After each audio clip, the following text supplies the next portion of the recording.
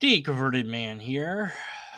Well, last we left off, the evidence for the existence of God, Pastor Darren Latham said that, he proposed this question for us to answer, and I went off on an hour long rant or something, I guess. And basically, it boils down to, do you think morals are objective or subjective?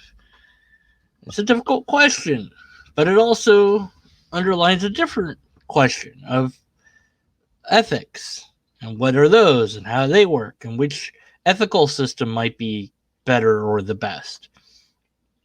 It also brings to light questions of DCT, divine command theory.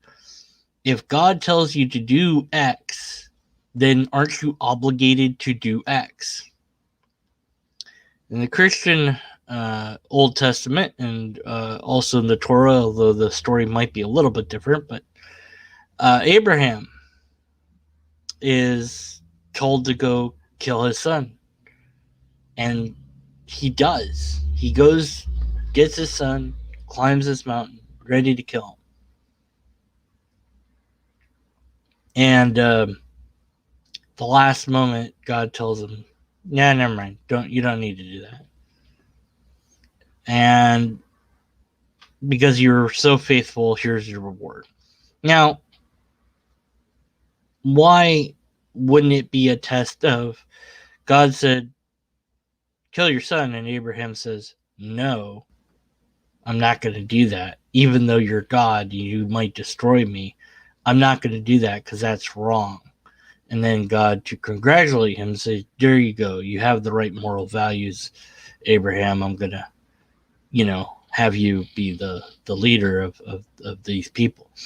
But no, the emphasis is on obeying God, not doing what we would think is right or wrong in any given situation.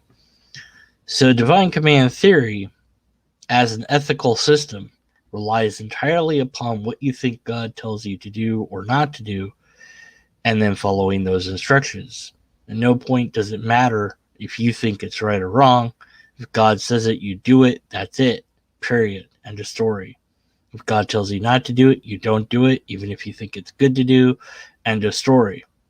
And depending on which God you think said to do whatever or not to do whatever, would change your view. And there's been court cases where people have claimed that God told them to do something, or Satan told them to do something. The devil made me do it.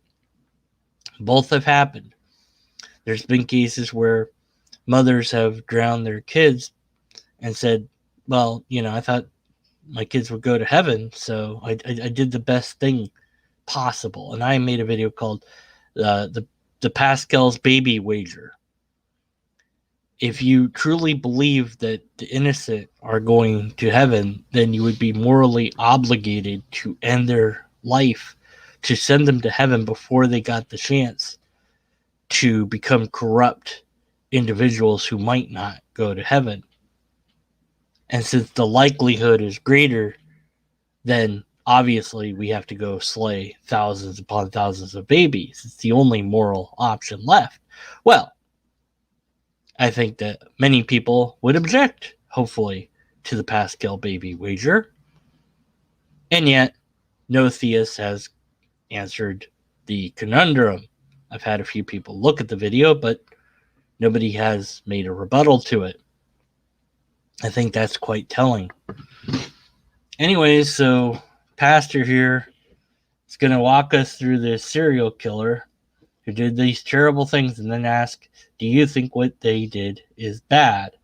As if this is some sort of evidence that morals, bereft of ethics, are objective. The morals can be seen as objective or subjective.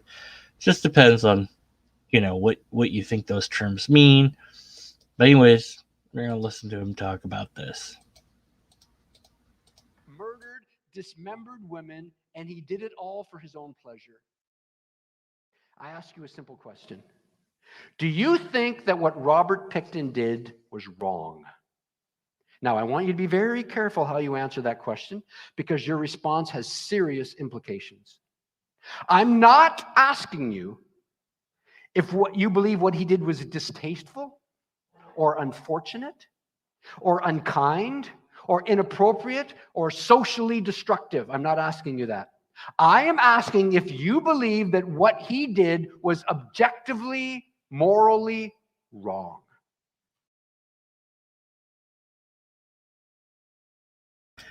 Now, what would happen if everybody was like, "No, it's fine"? I wonder what would he run? I think I would run, but just wondering. Yeah. In other words, do you believe that even if there were no laws forbidding Robert Pickton from kidnapping, torturing, murdering, and dismembering women, would he still have been wrong for doing what he did, even if it wasn't against the law? If you answer yes, what Robert Pickton did was wrong, no matter what the law permits, then you are agreeing with what for most people is a self-evident truth. The truth that objective moral values and duties exist. No, you're not agreeing to that. What you're saying is that you think that this is wrong. That's a separate issue about whether or not you also think that morals are objective or subjective. And as I said, you can look at this in different ways. And there's been debates both ways. I've heard the debates, and I'm not, I think that it's a problem of perhaps natural language, but if you view morals as being subjective because they're different depending on the situation, but maybe there's some morals that are always going to be the same. Maybe there are some morals that are always X, Y, and Z. So what would happen then if certain morals, certain things were always right or wrong, but other things were not? What if other things were not always right or wrong? What if it depended on the situation and on the events at hand and on the framing of of all of it? Then what? And of course, if you have an ethical system, then you could say that morals are objective in that they point to various different outcomes that your ethical system wants. And then maybe you would say, well, but ultimately it's subjective because you have to subjectively pick your ethical system. And so that's the problem, that's the rub, and that's all there is to it. And yeah, there's arguments both ways, but what if it's both? I propose that morals are objective and subjective. Does that mean God does and doesn't exist? Because that's where this eventually is going, is to try to tie this to God, which is a whole different thing on top of all the other things. But no, saying that I think X is wrong doesn't mean that I think that morals are objective. That's a separate question. Why not just ask the audience, do you think morals are objective? Yes or no? And then you follow up that question with a different question.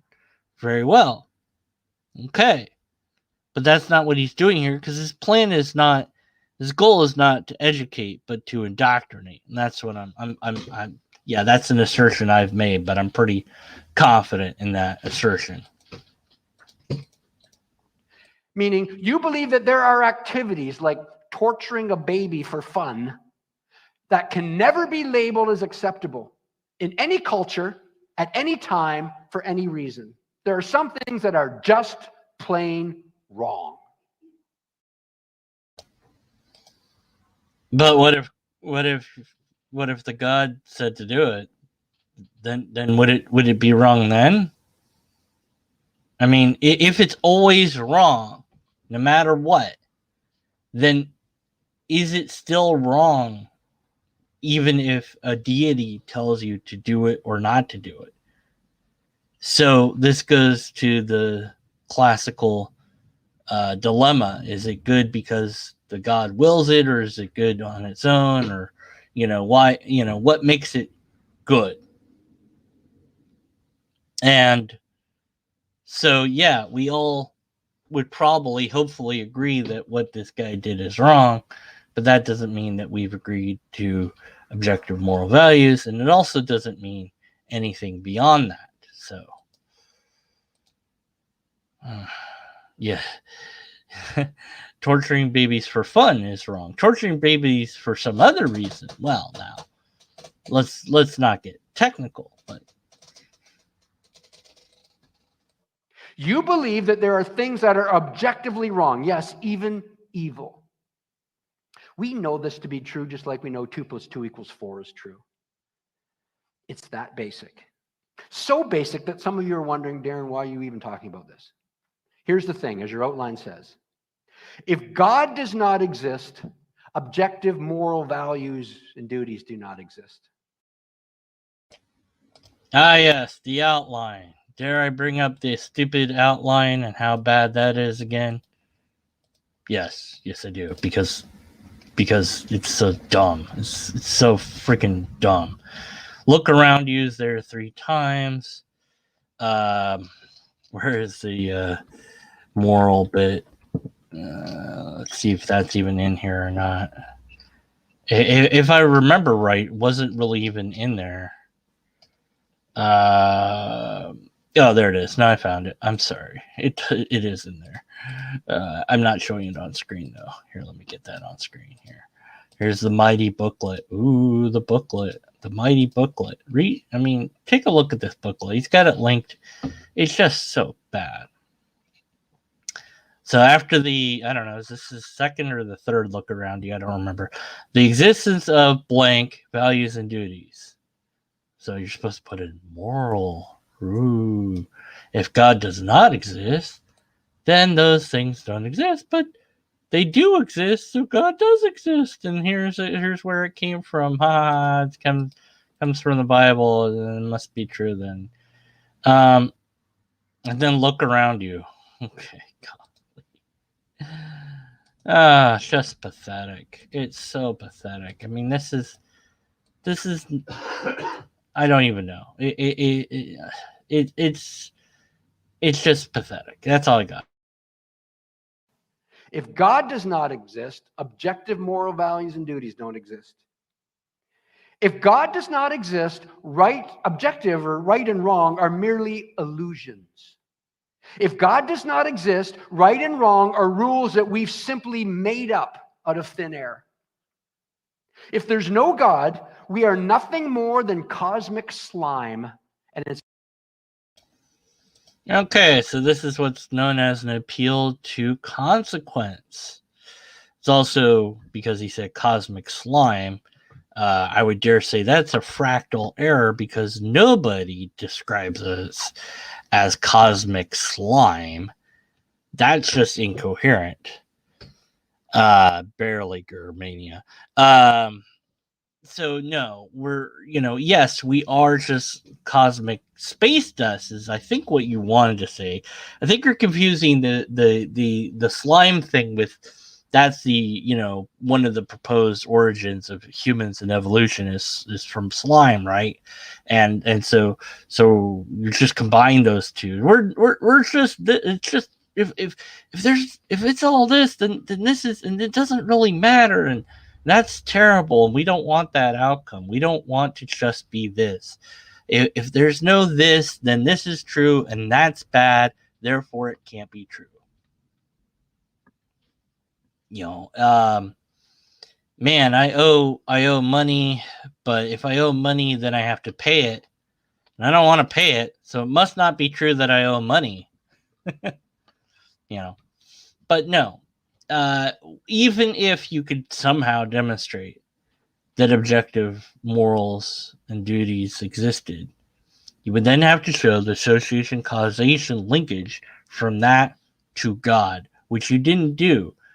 There is an argument that tries to do it, but he didn't give that argument here, so I can't point out its logical fallacies. But I can point out the fact that he hasn't even attempted to make this argument. So this is a different sort of fallacy, a failure to give an argument, which is really just a formal fallacy, but what that means is he hasn't given us anything at all. Just this is the way it is. Look at the booklet. Write it in your booklet. You see how steadfast all those sheep are in writing down this. By the way, I talked to the pastor guy, and he made the claim that people in the class would be a mix of there's some Christians and some atheists and agnostics and skeptics in there. I'm like, nah, I don't buy that for a second. I don't think that there's a single atheist, agnostic, or skeptic in that audience, because I would have stood up and objected to all of this already. So he would have had to throw me out. I just don't buy it. But anyways, but even if we are just a cosmic slime, that doesn't make it not true. It doesn't mean it's false. So appealing to the consequence doesn't make it false. So I'll give you a simple analogy. If it was the case that teaching kids that koalas eat, the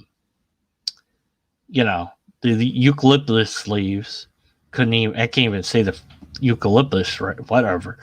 If it was that, if teaching kids that made them all go outside and bark like a dog for 12 hours straight, that bad negative consequence wouldn't mean that it's false about what the dietary habits of the freaking koala is, would it? It's like, oh, but this is a bad outcome. Yeah, it is. Okay, so we got to do something about that bad outcome, and ignoring it or pretending it's not a thing isn't the solution. I'm not sure what the solution would be. Maybe we wait till they're not kids to teach them that. I'm not sure. But at any rate, this appeal to consequence is irrelevant and a giant fallacy. So it's every slime for themselves. If there's no God, we have no ultimate reason to keep Robert Pickton locked up, because all he did was something that brought him pleasure. We could just as well lock up people who enjoy mushrooms. But he heard other people, you protest. We're protecting society. Okay, that's fine. But don't you dare call him a monster. Well, I don't know what calling him a monster has to do with anything. Actually, it seems that if he is thinking that this is right and we view it as wrong, then what went wrong? In his brain, something went wrong. And that's something we can deal with psychology and modern medicine, right? Calling him a monster is not going to fix that. Calling him a monster is not going to get the people he killed back. He's not going to undo the damage he's done. But perhaps calling him a monster makes us feel better, but ultimately accomplishes nothing. It doesn't change him. It doesn't change us. And perhaps, maybe I should say, it reflects poorly on us. Look, when people do things and we don't like it, it's very easy to write them off and to, say, screw it, forget it, And yes, if somebody, you're giving somebody a lot of chances, whatever, look, we could get technical, but that calling that he's admitted in one breath that, yeah, well, you're protected society, but you don't get to call him a monster. He's not a monster, though. That's the thing. That's your view. That's where the non-moral comes in. That's where the judgment comes in. Okay? You're not supposed to judge as a Christian, but, he's not a very good Christian, so that's fine. He can judge all he wants, What's that phrase? If you point with your pointer finger, you're pointing 3 fingers back at you. So look at him point. Oh, how dare you. But calling the guy a monster doesn't do anything. The reason that he did anything is explainable through actual science. How does this guy's theology, how does pastor's theology here explain why this guy did what he did? Because he sinned? Because he's a sinner? Well, okay, but all sin is equal in the eyes of God. So even working on the Sabbath is also as vile to God as what this guy did. So what then? If we viewed morality in the same way as God did, that would mean whatever the punishment we thought was appropriate for this guy would be appropriate for everybody. Does that sound like justice? I mean, let's just say that it was the death penalty. Just make it real simple. Everybody that does anything bad, no matter what, is put to death. You run a red light, put to death. No exceptions. Period. You did the wrong thing, you die now. That's it. Would that be fair? If not, then why not? Because that's the system that his God uses, so why can't we use the same system? Well, but God knows more than we do. Yeah, well. Anyways. And don't look down on him in any way. And don't you dare call him evil or call him wrong. Because if there is no God, the words evil and wrong have lost all objective meaning. They're just opinions. They're just your opinion. It's like saying...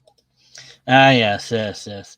All words, every word, every sentence, every utterance of human is subject to the way that we have used language over time, and that it has undergone an evolutionary process. English today is different than English was, not even half a century ago. Try to speak Shakespeare. It's very hard. It's very hard to speak Shakespearean. They spoke this way like all the time.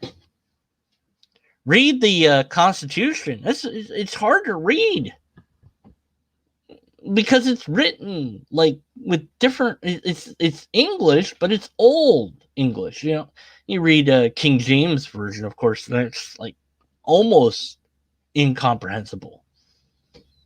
It's just barely comprehensible.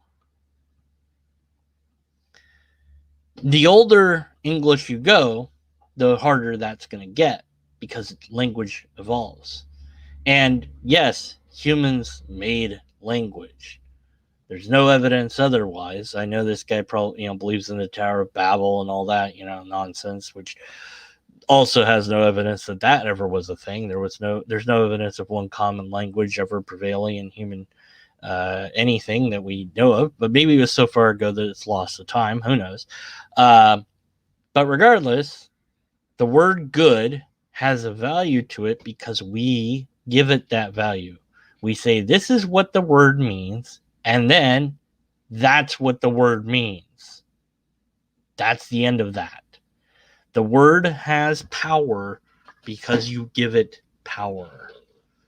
I did a video on that a long time ago where I said a no word that you're not supposed to say, and the point is that you give it the power. You give the words the power. You give the words the meaning,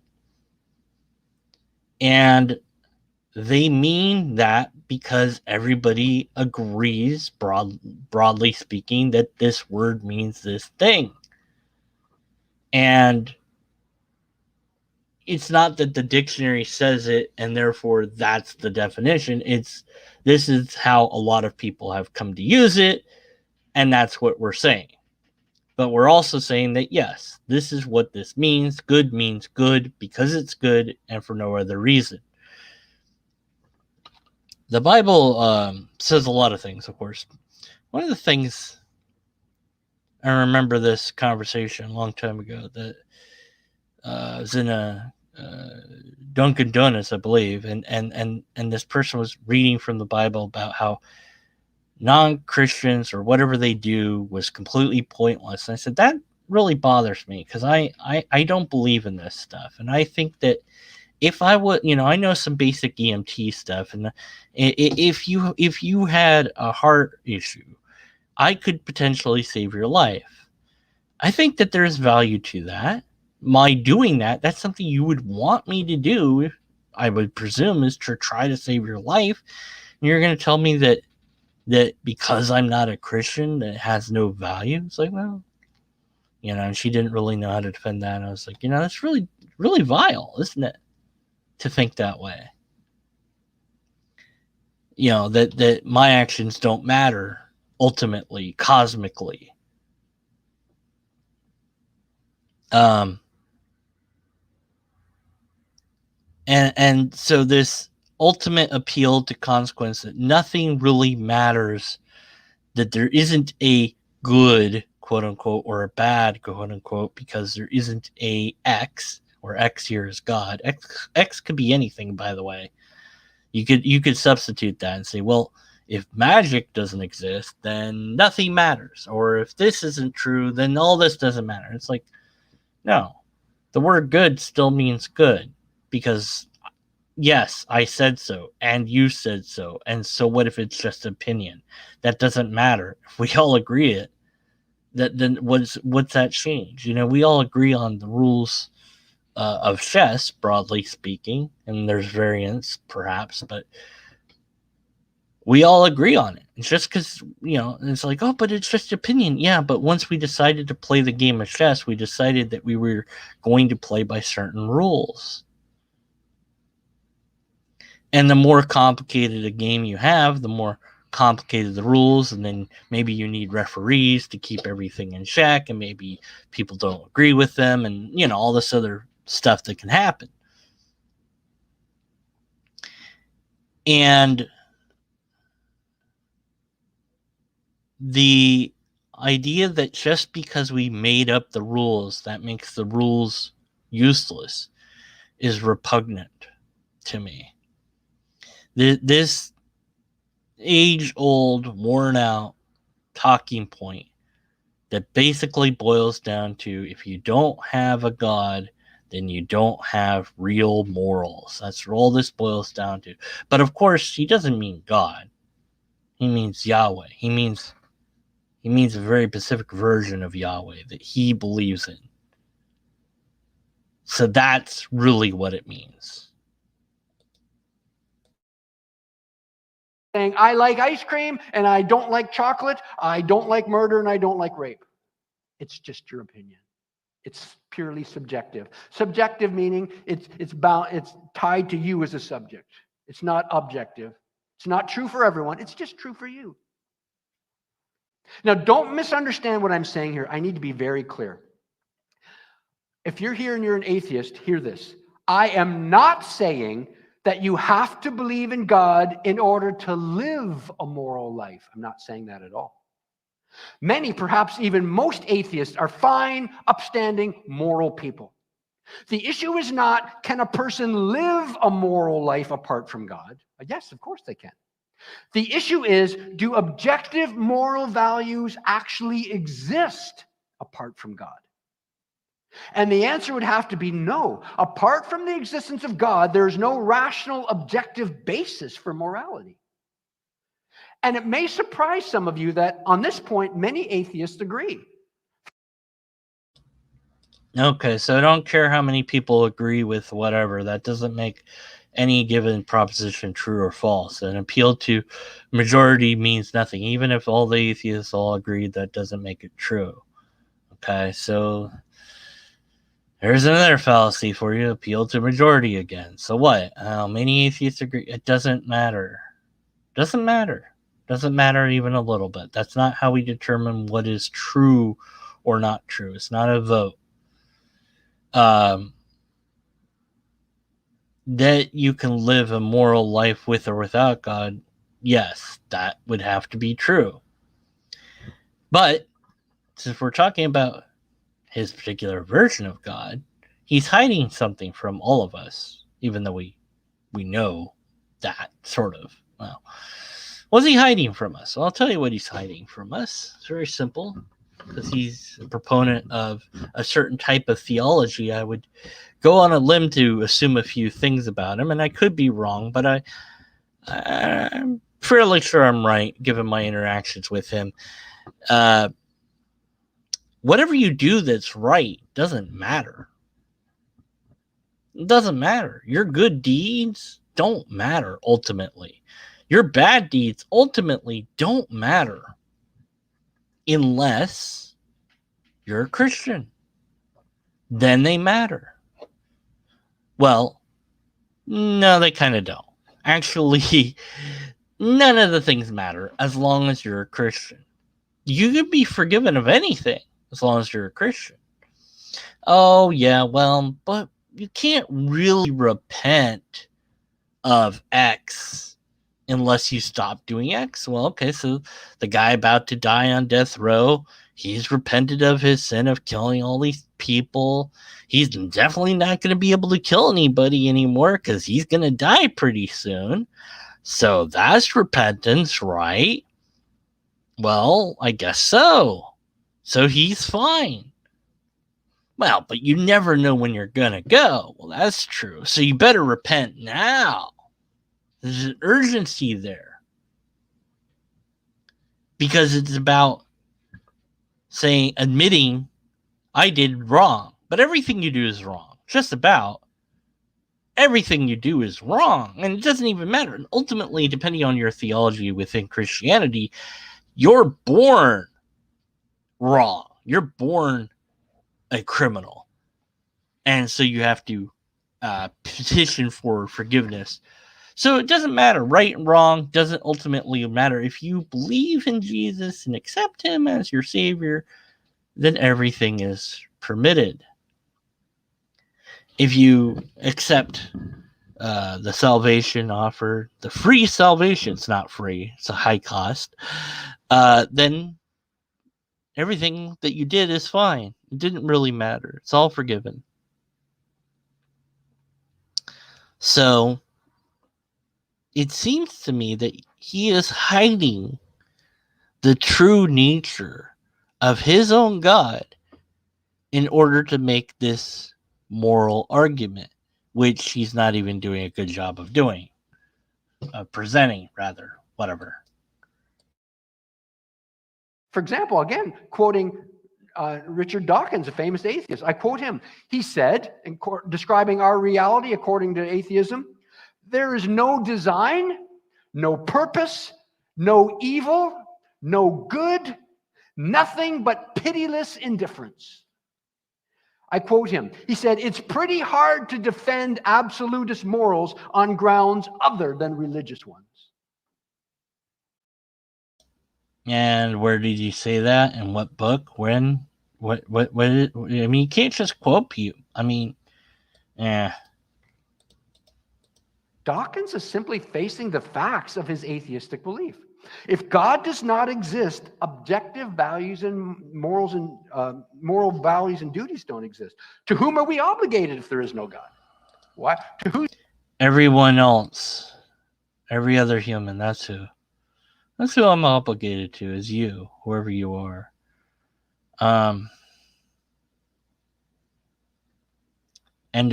yourself. How about that? As an idea. Obligated to yourself to be good. How's that for an idea? Who do we have a duty to be good? There's no God. We just came from nothing. We just make up rules and do our best to follow the rules we make up. But as your outline says, but objective moral values do exist. They do exist. And deep down, we all know it. Deep down, we know that actions like rape, intolerance, child abuse are moral crimes. You know it, and I know it. And this knowing is God's stamp upon every one of us. One biblical author put it this way. He said, God's law is not something alien that's imposed on us from outside, but woven into the very fabric of our creation. There's something deep within us that echoes God's yes and no, right and wrong. So the question we're addressing is, is there evidence for the existence of God? We've said, look around you, the existence of the universe, the complex fine-tuning. We've said, look within you, the existence of objective moral values and duties. Now, someone may ask, if this God exists, then why is he so distant? I mean, why is he hiding from us? Why doesn't he show himself? Now, first of all, I would argue that creating the cosmos, embedding it with layers of complexity from the visual to the subatomic level, and then stamping every human heart with an identical moral intuition is not hiding. Nevertheless, I understand the question. And that brings us to the final evidence we're going to briefly touch on. Whoa, wait a minute.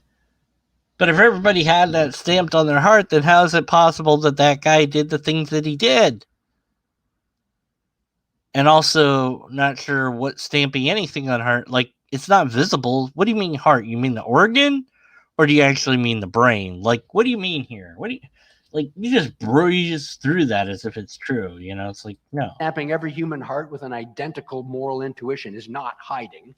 Well, no, it's still hiding, because you're not just saying, hey, this is who I am, this is how I work, this is what my name is, this is where to find me, this is how to call me. No, it's still hiding. Come on.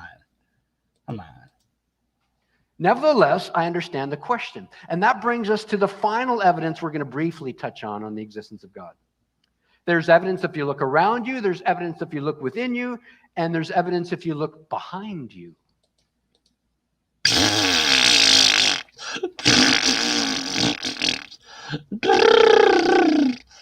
Do you mean literally look behind me, or do you mean like metaphorically? Jeez. Oh, goodness. Just no. Just no. Just no. All right. Here's the clip. I've wanted to find this for a while. I know it's wrong to kill, but who told you? All right. So I know it's wrong to kill. Who told you? So this is Newton Crosby telling Johnny, or number 5. This guy made the robot, and he told him, he programmed him to kill. He says it's wrong to kill, but who told you? Well, of course I know it's wrong to kill, but who told you? I told me. There you go. And then number 5's like, I told me that it's wrong to kill. So his creator told him to do something. He's like, nah, screw that. It's not okay. It's wrong. So look behind you. I think we'll leave it there. I mean, for one, I'm, my brain. So, thanks for listening. The moral argument, which he didn't even really present very well, is lacking in many things. He had multiple fallacies. He had appeal to consequence, half-truths, outright lies in there somewhere. Also, he's being kind of hidden with what he means by God. He's appealing to the emotion, appealing to, most of it is appeal to consequence. So 39:48 is where I'm stopping this time, and I'll catch you next time if I'm still around to do that. And that will be covering the non-historical, non-resurrection of Jesus, I bet. That's in the mighty pamphlet. All hail the mighty pamphlet. Man, we need new arguments, apologists. Really, come on, come up with something better than this. It's weak. Anyways, see ya.